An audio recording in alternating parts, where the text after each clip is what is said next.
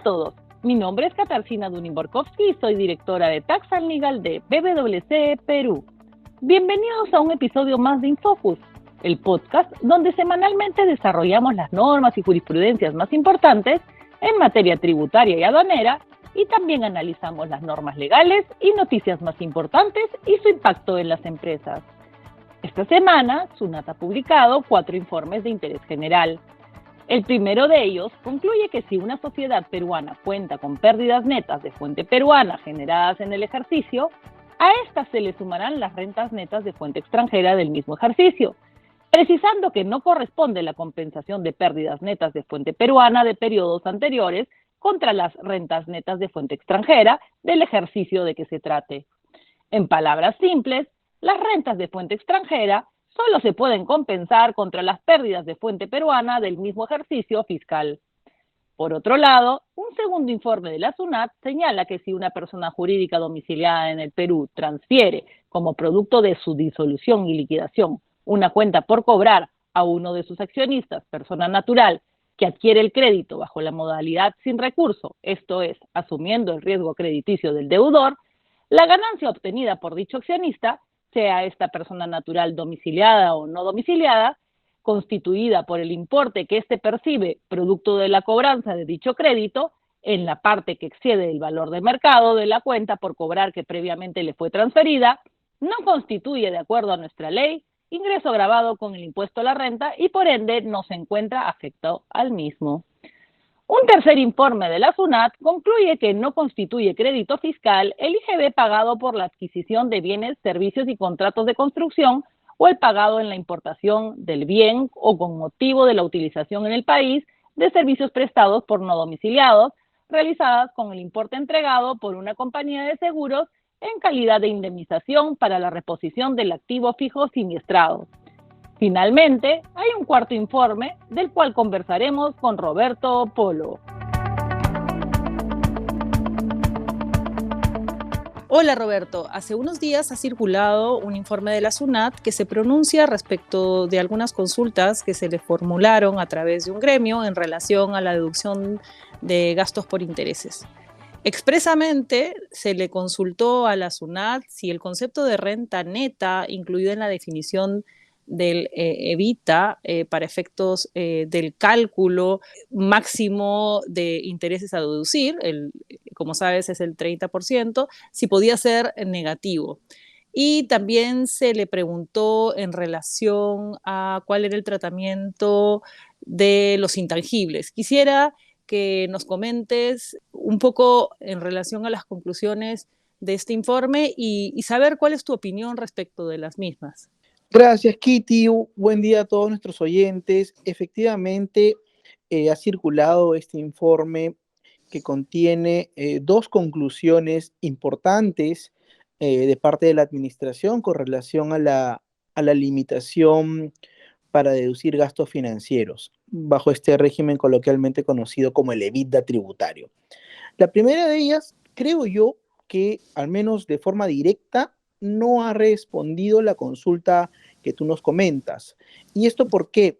Lo que ha dicho la SUNAT en su primera conclusión es que el concepto de renta neta incluido en la fórmula de este EBITDA tributario es el concepto recogido por la ley del impuesto a la renta, es decir, a los ingresos que constituyen la renta bruta luego de descontar el costo, se le aplicarán las reglas contenidas en los artículos 37 y 44.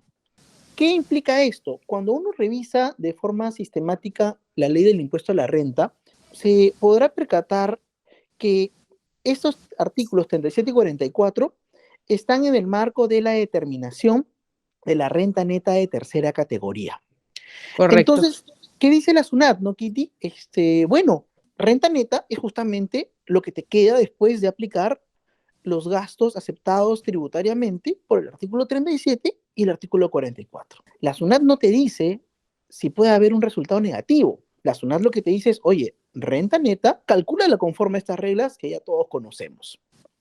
Por eso creo yo que al menos directamente no te ha respondido la consulta. ¿Cómo lo ves tú? Del mismo modo que tú, efectivamente siento que la SUNAT no se ha pronunciado expresamente porque la consulta formulada expresamente señalaba si es que era posible que la renta neta fuera negativa. Hay algunos comentarios de la OCDE respecto de este artículo. Como saben, la norma de la subcapitalización es una recomendación del plan BEPS, de la acción 4, y dentro de sus comentarios hay una precisión respecto de la renta neta, o si es que la renta neta puede ser negativa o no. Desde mi punto de vista, efectivamente, la SUNAT sí ha resuelto correctamente, es decir, renta neta es el concepto que tú señalas y que nunca podría ser negativo. A lo sumo podría ser 0.00001, ¿no? Tampoco podría ser cero.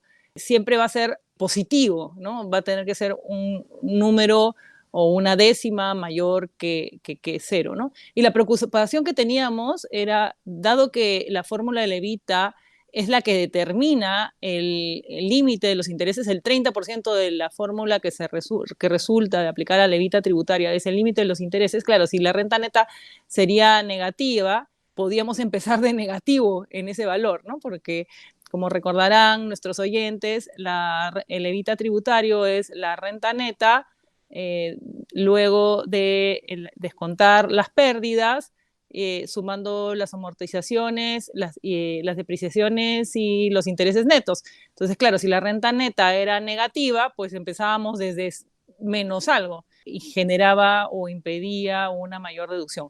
Desde mi punto de vista, la renta neta no debería ser negativa.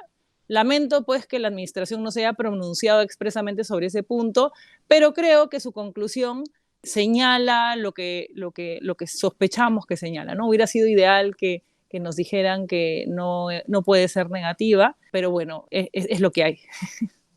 Así es, Kitty. Da para la interpretación, pero por lo menos la línea que ha seguido, también coincido, parecería estar en el sentido de que este concepto de renta neta es uno que tiene que ser positivo, ¿no? Eso de un lado. Pero también hay otra conclusión importante referida, como tú dices, al tema de la amortización de intangibles. Y aquí sí viene algo un poquito más controversial, si quieres. Porque Sí. como todos sabemos, ¿no? El artículo 44, inciso G de la ley que regula la amortización de intangibles parte de una premisa señalando que la amortización de estos activos no es deducible fiscalmente. Por excepción, cuando el activo intangible tiene duración limitada y además existe un precio pagado, la norma admite su deducción en 1 o 10 años. Sobre esto último, la SUNAT, ¿qué cosa ha dicho? Bueno, amortización para fines de la EBITDA solamente es aquella que se produce en el lapso de tiempo, en el lapso de 10 años. Si tú como contribuyente optas por el régimen de cargar en un solo periodo la totalidad del precio pagado, pues en ese momento no hay amortización y por lo tanto queda fuera del ámbito de esta regla del EBITDA tributario. Me parece muy controversial esta conclusión de la administración. ¿Qué me comentas al respecto, Kitty? Yo concuerdo nuevamente contigo. Yo creí, ¿no? En el momento en que estos temas se discutían, yo entendía que la administración tributaria iba a responder en todo caso a lo sumo, que en caso que optáramos por amortizar el intangible en un solo ejercicio, pues que te permitieran un décimo en cada uno de los años siguientes, ¿no? En todo caso, porque la norma dice en 1 o en 10 años. Me ha sorprendido la posición de la administración tributaria.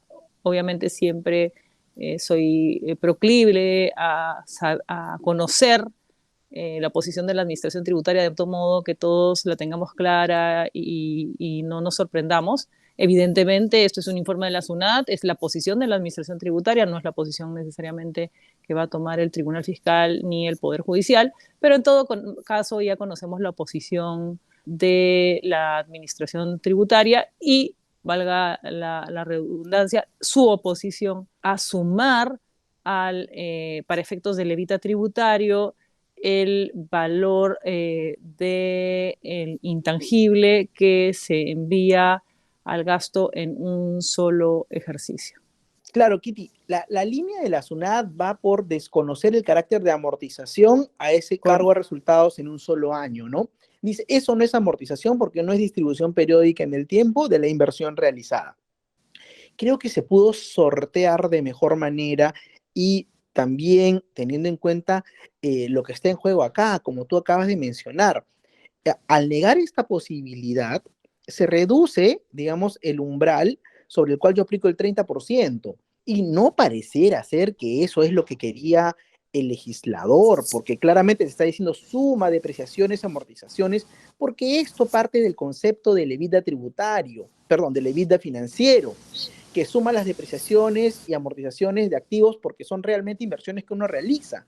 Acá por una cuestión, digamos, de posición que ya mantiene la administración, porque cita otros informes previos donde ha ido en esa línea, dice, no, pues, cuando estamos hablando de activos intangibles y cargo de resultados en un año, te desconozco la inversión. Prácticamente eso es lo que está diciendo. Por eso me parece a mí bastante controversial, como también ha señalado Kitty, es posición de la administración, obligatoria para sus funcionarios, no necesariamente para los contribuyentes. Correcto.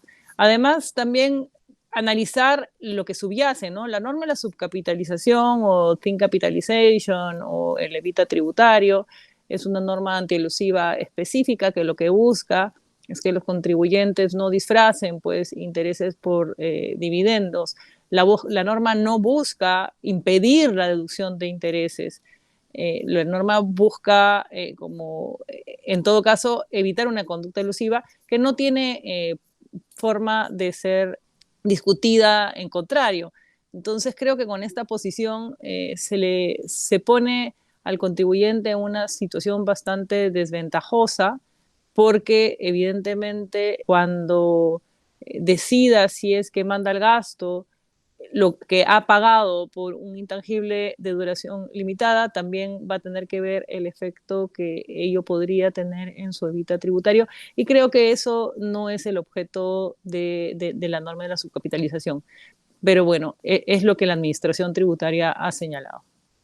Totalmente de acuerdo contigo, Kitty. Estamos ante un nuevo problema originado por esta interpretación de la administración y ahora lo que yo me pregunto también es ¿cuándo nosotros dejaremos de estar de acuerdo en algo? Porque hasta ahora en todas las entregas que tenemos de este podcast terminamos coincidiendo, Kitty. Ojalá que en una próxima armemos un debate. Sí, bueno, prometo, o sea, bueno, por el momento tenemos posiciones semejantes, no porque pertenezcamos a la misma firma, sino que creo que tenemos posiciones, las hemos analizado, las hemos conversado previamente, pero seguramente tendremos alguna discrepancia profesional en el corto plazo. Claro que sí. Bueno, y nada, esos son los apuntes que yo tenía por mi lado y de paso ya me voy despidiendo de nuestros oyentes hasta nuestra próxima entrega, Kitty. Que estés muy bien. Gracias, Roberto. Buen día a todos.